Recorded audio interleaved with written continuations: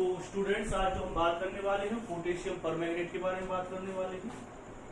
जो potassium permanganate है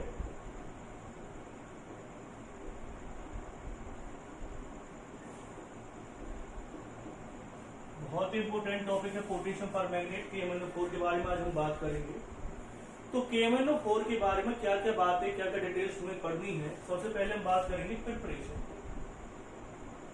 तो जो पोटेशियम परमैंगनेट है उसकी जो प्रिपरेशन है वो किस तरह से आप करेंगे। इसका जो ओर होता है जिससे कि पोटेशियम परमैंगनेट बनता है उसका नाम होता है MnO2, जिसे हम पायरोलोसाइट भी कहते हैं। अब बात आती है कि प्रिपरेशन कैसे होगी। स्टेप फर्स्ट की मैं बात करूंगा। स्टेप फर्स्ट में क्या होगा, प्रिपरेशन ऑफ K2MnO4 जिसे हम पोटेशियम मैग्नेट कहते हैं फ्रॉम MnO2। MnO2 से क्या बनाना, आपको K2MnO4 बनाना है। अब बात आती है बनाएंगे कैसे। सिंपल तरीका है, MnO2 को आप एक बेस के अंदर डालिए और उसका क्या कर दीजिए, ऑक्सीडेशन। तो हमारे पास क्या बन जाता है, K2MnO4 और साथ में क्या बाहर निकलेगा, H2O। तो इस रिएक्शन को बैलेंस करने के लिए क्या करते हैं हम, यहाँ पे क्या ले लिया आपने, 2 ले लिया।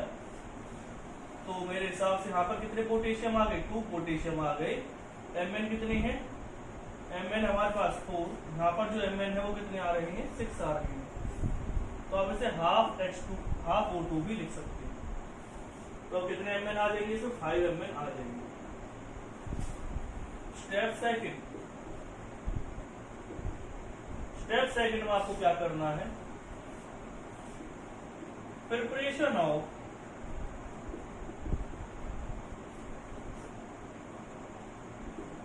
KMnO4 from K2MnO4।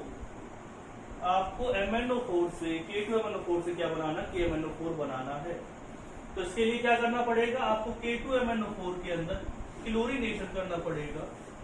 और क्लोरीनेशन करने से क्या हो जाएगा कि 2KCl, साथ में क्या बाहर निकलेगा, KMnO4। फिर मैं एक बार आपको बता देता हूं, जो K2MnO4 होता है उसे हम पोटेशियम मैग्नेट कहते हैं। क्या कहेंगे इसे हम, पोटेशियम मैग्नेट। तो आपने लिख लिया, इसका नाम क्या आएगा, पोटेशियम मैग्नेट आएगा। तो स्टेप सेकंड, इसकी जो प्रिपरेशन है वो 2 स्टेप में हो जाती है। पहले स्टेप में क्या बनाते हैं, K2MnO4 से MnO2 बनाते हैं, MnO2 से क्या बनाते हैं, K2MnO4। दूसरे स्टेप में क्या करते हैं आप, K2MnO4 से क्या बनाते हैं, KMnO4। तो ये सिंपल स्टेप्स में क्या होती है, इसकी रिएक्शंस होती है। जो हम नेक्स्ट टॉपिक पे जाएंगे, हम बात करेंगे जो K2MnO4 है उसको अगर हम एसिड मीडियम में डालते हैं तब क्या होता है।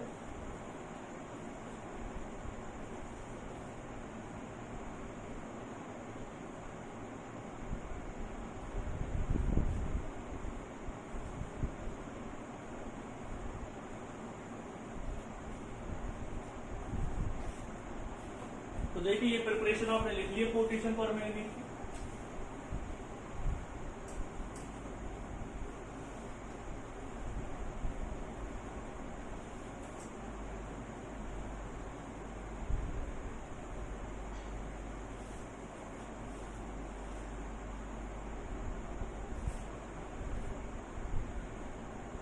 तो हम पोटेशियम परमैंगनेट की बात करने वाले हैं। तो उसमें सबसे पहले क्या आएगा, मैंने आपको बताया था कि K2MnO4 यानी कि जिसे हम MnO4O नेगेटिव भी कहते हैं, MnO4 नेगेटिव भी कहते हैं। अगर आप इसकी रिएक्शन करवाते हैं एसिडिक मीडियम में, अगर आप इसकी रिएक्शन करवाते हैं तो ये डिस्पोनेशन रिएक्शन देता है।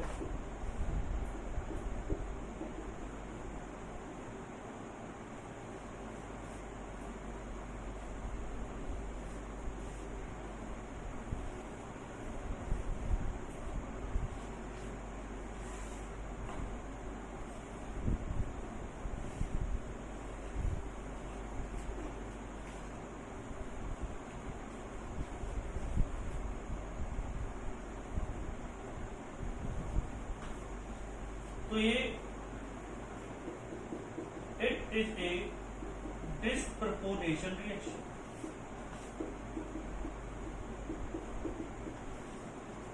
ये कौन सी रिएक्शन हो गई है? डिस्पोनेशन रिएक्शन हो गई।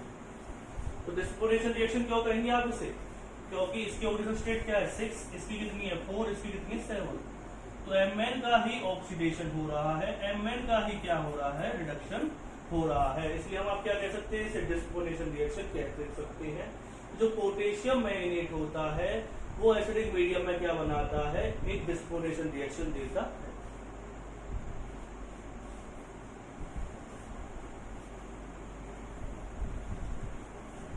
फिर उसके बाद फिजिकल प्रॉपर्टीज ऑफ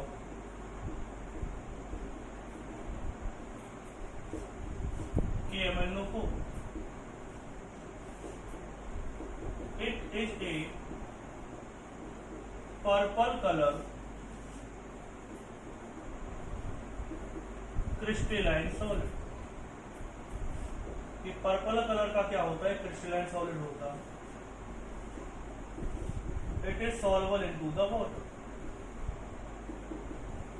ये वाटर में क्या होता है? सॉल्युबल होता है। फिर क्या है? Effect of heat. तो हम किसकी बात कर रहे हैं? इस पे इफेक्ट ऑफ हीट की बात कर रहे हैं। जब हम हीट के इफेक्ट की बात करेंगे तो KMnO4 को अगर हम हीट करते हैं तो क्या बनाता है? K2MnO4, साथ में क्या बनाएगा? MnO2, साथ में क्या बनाएगा? O2।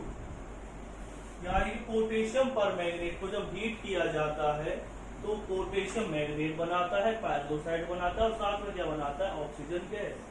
तो मैंने आपको रिएक्शन लिखवा दिया इसकी कि अगर हम इसे किसमें डालते हैं? हीट करते हैं तो इसमें क्या इफेक्ट पड़ता है।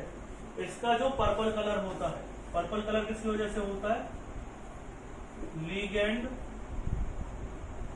To metal charge transfer. क्योंकि इसके पास एक भी अनपेड इलेक्ट्रॉन नहीं होता तो डी ट्रांजिशन का तो सवाल ही नहीं उठता। तो जब डी ट्रांजिशन नहीं होगा तो फिर कौन सा ट्रांजिशन होता है? इसमें ligand to metal charge transfer होता है। इस वजह से इसका जो पर्पल कलर हमारे सामने आता है। तो मैंने कुछ प्रॉपर्टीज बताई हैं इसकी। अब हम नेक्स्ट पॉइंट पर जाते हैं।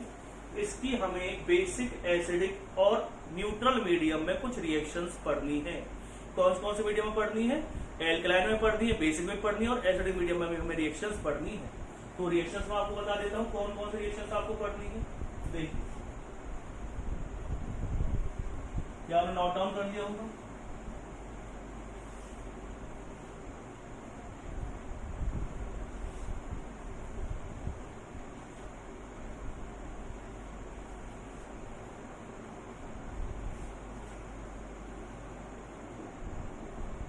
Reactions of MnO4 negative in acidic medium।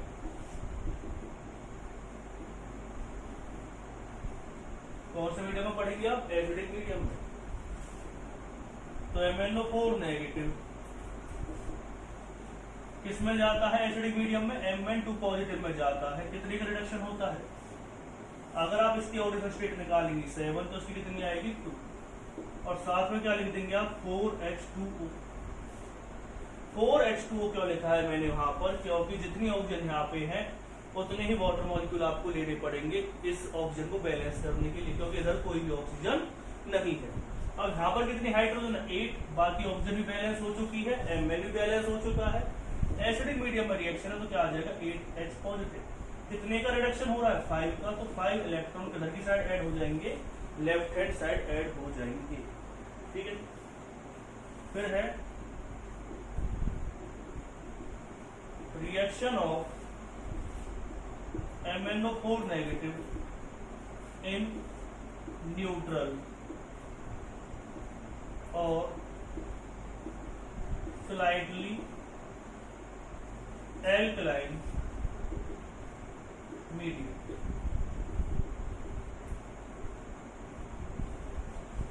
तो आपने क्या लिया? MnO4 जो नेगेटिव है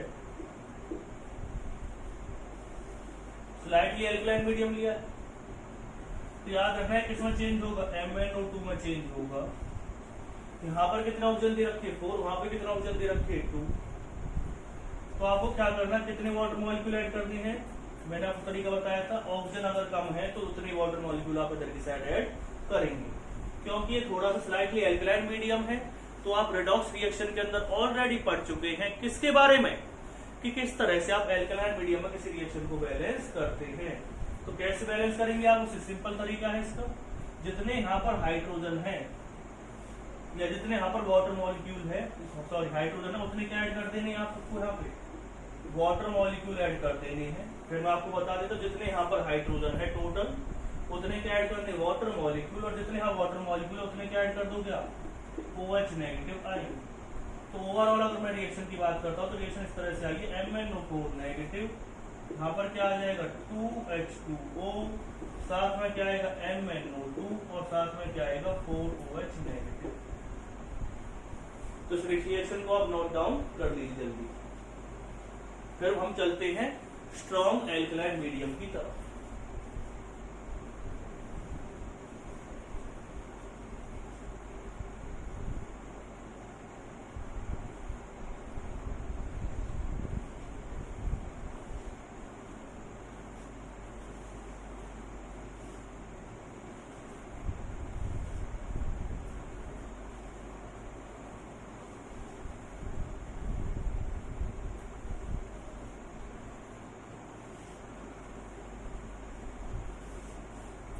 उसके बाद क्या आएगा, reaction of MnO4 negative in strong alkaline medium. तो आपको स्ट्रॉन्ग एल्कलाइन मीडियम में MnO4 नेगेटिव रिएक्शन लिखनी, कैसे लिखोगे, MnO4 नेगेटिव इसमें चला जाता है, MnO4 2 नेगेटिव में चला जाएगा, और इसके अंदर कितने इलेक्ट्रॉन ऐड होंगे यहाँ पे, इससे पहली वाली रिएक्शन के अंदर आप 3 इलेक्ट्रॉन ऐड कर लें, जो मैं आपको लिखवाने भूल गया था, 3 इलेक्ट्रॉन आप लिख सकते हैं। फिर है कुछ रिएक्शंस की अगर मैं बात करता हूँ, जिसमें मैंने आपको पहले ही बता रखे कि Fe2 पॉजिटिव किसमें जाता है, Fe3 पॉजिटिव में। कितने का ऑक्सीडेशन हो रहा है, 1 का। दूसरा C2O4 2 नेगेटिव किसमें जाता है, 2CO2 में। इसके ओरिजिन स्टेट निकालो कितनी आएगी, 6। इसके ओरिजिन स्टेट निकालो कितनी आएगी, 8। कितने का ओरिजिन हो रहा है, 2 का। फिर मैं आगे जो नेक्स्ट रिएक्शन की बात करता हूँ, तो नेक्स्ट रिएक्शन कौन सी आ जाएगी, तो वो भी देखिए। मैंने रिएक्शन आपको H2S वाली बताई थी, मैं इस रिएक्शन को इसलिए फास्ट बता रहा हूँ आपको, क्योंकि रिएक्शन आप ऑलरेडी पढ़ चुके हैं। तो 2 इलेक्ट्रॉन, ठीक है।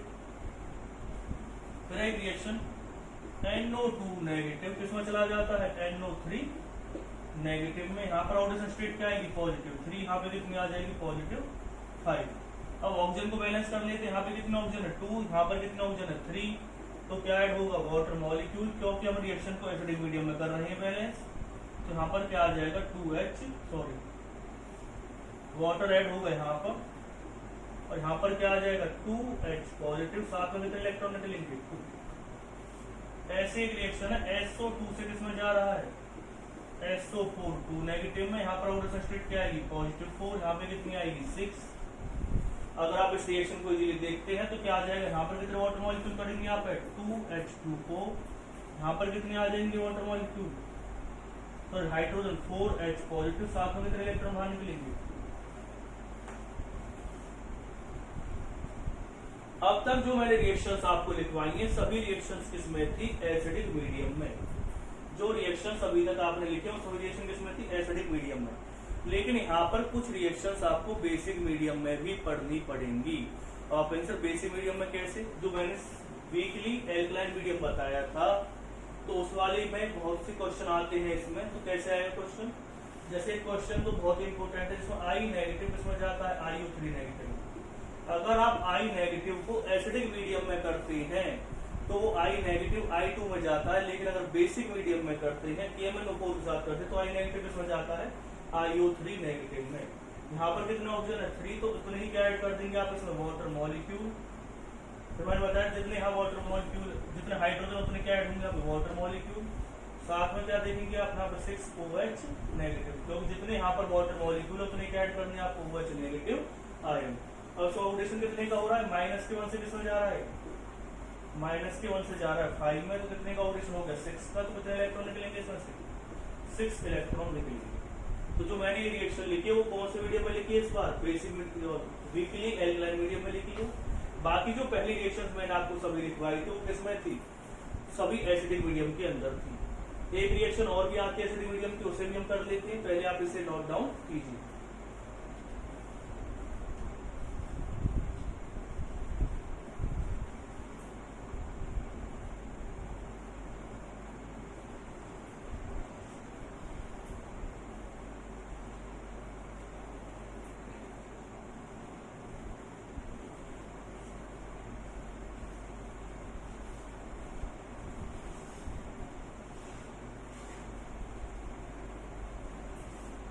एक रिएक्शन और भी पूछी जाती है इसमें, H2O3 2 नेगेटिव, ये किसमें जाता है SO4 2 नेगेटिव में।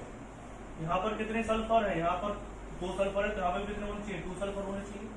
यहाँ पर ऑक्सीजन कितने 3 है, तो यहाँ पर कितने ऑक्सीजन दे रखी है आपको 8। इसकी ऑक्सीजन स्टेट आप निकालेंगे तो 2 सल्फर की आएगी 4, इसमें 2 सल्फर कितनी आएगी 12। और देख लेते हैं 3 ऑक्सीजन, यहाँ पे कितने ऑक्सीजन 8, तो आप क्या ऐड करेंगे यहाँ पे 5H2O, जितने यहाँ पर हाइड्रोजन उतने क्या ऐड कर देने हैं आपको, यहाँ पर H2O ऐड कर देने हैं। और जितने यहाँ पर हाइड्रोजन है, सॉरी जितने यहाँ पे हाइड्रोजन उतने क्या ऐड कर देंगे आप H2, जितने यहाँ पर H2O उतने क्या ऐड करेंगे आप OH नेगेटिव आयन। और कितने का ऑक्सीडेशन हो रहा है इसमें, तो ऑक्सीडेशन की बात करते हैं तो इसमें ऑक्सीडेशन हो रहा है 8 इलेक्ट्रॉन।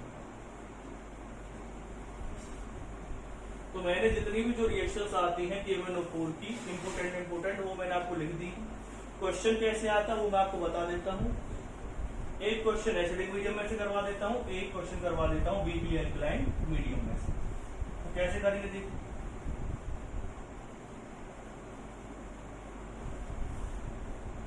जैसे क्वेश्चन दे दिया आपको MnO4 नेगेटिव, साथ में क्या दे दिया I नेगेटिव, साथ में क्या दिया है वाटर। हम कैसे पहचानेंगे कोई रिएक्शन किसमें है, वीकली एल्कलाइन मीडियम में तो इधर की साइड वाटर लिखा आएगा, और अगर ये पूछा जाए कि भाई किसमें रिएक्शन एसिडिक मीडियम में, तो यहाँ पर क्या आ जाएगा H पॉजिटिव आए। तो मैं 2 क्वेश्चन ले लेता हूँ, MnO4 नेगेटिव, साथ में क्या दे दिया जाए NO2 नेगेटिव, साथ में क्या दे रखा H पॉजिटिव, और दोनों ही रिएक्शन को आपको मैं बैलेंस करके दिखाता हूँ। इसे क्वेश्चन फर्स्ट ले लेते हैं, इसे क्वेश्चन क्या ले लेते हैं सेकंड। तो देखिए किस तरह से क्वेश्चन करेंगे आप।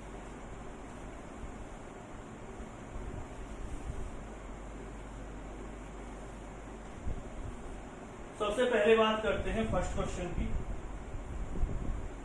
MnO4 नेगेटिव, आप जानते हैं MnO4 नेगेटिव, साथ में क्या लिखवाया था मैंने आपको 2H2O, किसमें जाता है MnO2 में। यहाँ पर मैं 3 इलेक्ट्रॉन लिखने भूल गया, तो उन 3 इलेक्ट्रॉन्स को भी लिख लेना। यहाँ पर क्या आ जाएगा इसमें 4OH नेगेटिव। I नेगेटिव क्या लिखवाया था I नेगेटिव, किसमें जा रहा था IO3 नेगेटिव में जा रहा था। यहाँ पर कितने वाटर मॉलिक्यूल आ रहे थे, यहाँ पर आपने क्या लिखा था 3H2O लिखा था,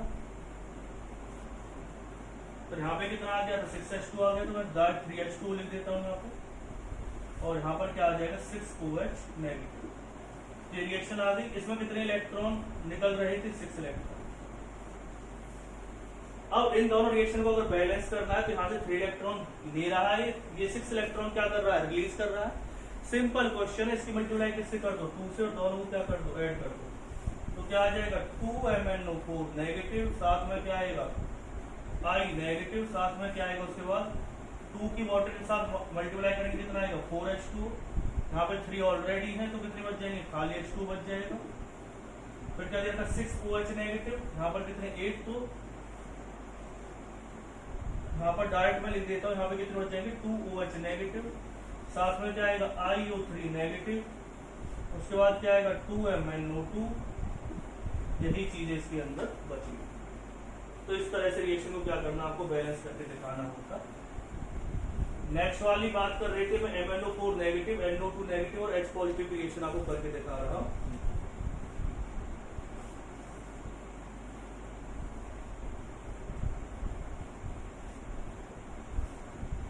इसकी रिएक्शन कैसे करूं, ये एसिडिक मीडियम में तो क्या बनेगा MnO4 नेगेटिव, किसमें जाता है MnO2 पॉजिटिव में, यहाँ पर कितने आएंगे 4H2, साथ में क्या आएगा 8H पॉजिटिव, साथ में कितने इलेक्ट्रॉन आएंगे 5 इलेक्ट्रॉन।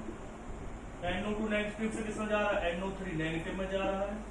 यहाँ पर कितने वाटर मॉलिक्यूल लिख देंगे आप H2, यहाँ पर क्या आ जाएगा 2H पॉजिटिव।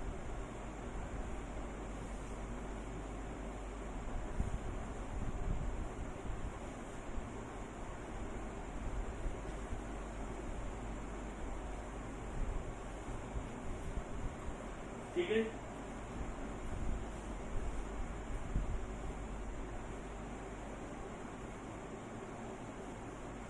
अब क्या करना है, यहाँ पर जो ऑडिशन हो रहा है, तो कितने का ऑडिशन हो रहा था 2 का। इसकी मल्टीप्लाई किससे कर दो 5 से, इसकी मल्टीप्लाई किससे कर दो 2 से, दोनों के इलेक्ट्रॉन क्या हो जाएंगे बैलेंस। तो क्या आएगा 2MnO4 नेगेटिव, यहाँ पर क्या आएगा 2Mn2 पॉजिटिव, यहाँ पर क्या आ जाएगा 5NO3 नेगेटिव, यहाँ पर क्या आ जाएगा 5NO2 नेगेटिव। अब यहाँ पर कितने वाटर मॉलिक्यूल आएंगे 5 वाटर मॉलिक्यूल आएंगे, और वहां पर कितने आएंगे 8, तो यहाँ पर क्या लिख दोगे आप 3H2O। यहाँ पर कितने हाइड्रोजन आएंगे 10, और वहां पर कितना हाइड्रोजन है 16, तो क्या लिख देंगे आप 6H4। तो ये रिएक्शन क्या हो जाएगी आपकी बैलेंस हो जाएगी। तो ऐसे बहुत सारे क्वेश्चंस आप सॉल्व कर सकते हैं इजीली, जो मैं आपको बता रहा हूँ। तो KMnO4 के बारे में मैंने आपको बता दिया है, बहुत सी चीजें आप देखो KMnO4 के बारे में कुछ इंपोर्टेंट चीजें मैं आपको बता देता हूँ कि जो KMnO4 होता है उसको एसिडिक बनाने के लिए हम HCl का यूज नहीं करते, और ना ही किसका यूज करते हैं HNO3 का यूज हम करते हैं। तो आप सर HCl का यूज क्यों नहीं करते, HNO3 का यूज क्यों नहीं करते, तो मैं आपको बता देता हूँ KMnO4 भी जो होता है वो खुद ऑक्सीडाइजिंग एजेंट होता है, और HNO3 भी क्या होता है ऑक्सीडाइजिंग एजेंट है। तो अगर आपको किसी की वैल्यू पता लगानी है, एनालिसिस करनी है टाइट्रेशन से, तो कुछ रिएक्टेंट मॉलिक्यूल को HNO3 भी ऑक्सीडाइज कर देगा, और आप उसकी अमाउंट इजीली पता नहीं लगा पाएंगे। तो आप हमेशा किसमें रहेंगे कंफ्यूजन में रहेंगे। दूसरी बात है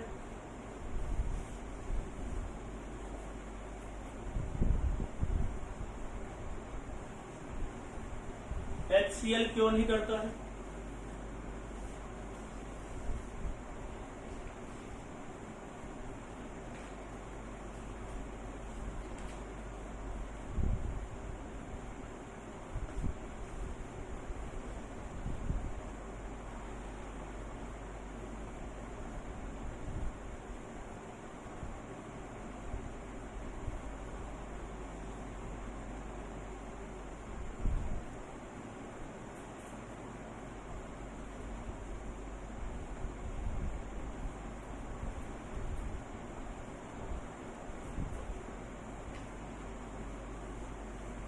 HCl को KMnO4 किसमें ऑक्सीडाइज कर देता है, जो MnO4 नेगेटिव होता है वो Cl नेगेटिव यानी HCl को किसमें चेंज कर देता है Cl2 में चेंज कर देता है, और फिर किसमें चेंज हो जाता है Mn2 पॉजिटिव। तो यानी कि एक तरह से क्या कर रहा हो Cl नेगेटिव यानी HCl को ऑक्सीडाइज कर देता है Cl2 में, इसलिए हम KMnO4 का यूज नहीं करते हैं।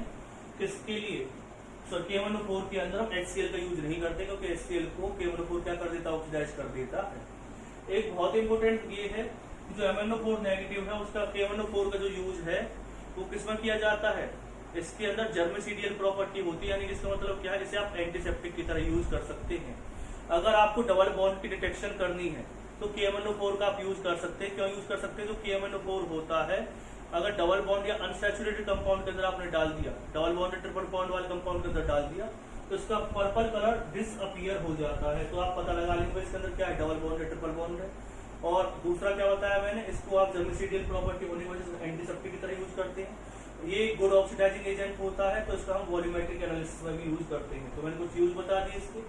अब इसके स्ट्रक्चर की बात आ जाती है, तो स्ट्रक्चर में लिखवा देता हूं आपको। तो स्ट्रक्चर देखिए, MnO4 नेगेटिव का structure, Mn oxygen oxygen oxygen oxygen, tetrahedral structure होता है इसका, और Hd3 हाइब्रिडाइजेशन। ऐसी MnO4 2 नेगेटिव का, तो कैसे बनाएंगे MnO4 2 नेगेटिव का, Mn double bond O double bond O negative O negative. ये भी कैसा होता है टेट्राहेड्रल। तो दोनों का स्ट्रक्चर बना लीजिए।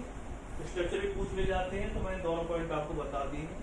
अब आपके माइंड में KMnO4 पूरा क्लियर हो गया होगा। KMnO4 जितनी भी इम्पोर्टेंट बातें थी मैंने आपको बता दी हैं, तो KMnO4 को एक बार अच्छी तरह से आप पढ़िएगा, तो आपके माइंड में सभी चीजें क्लियर हो जाएंगी।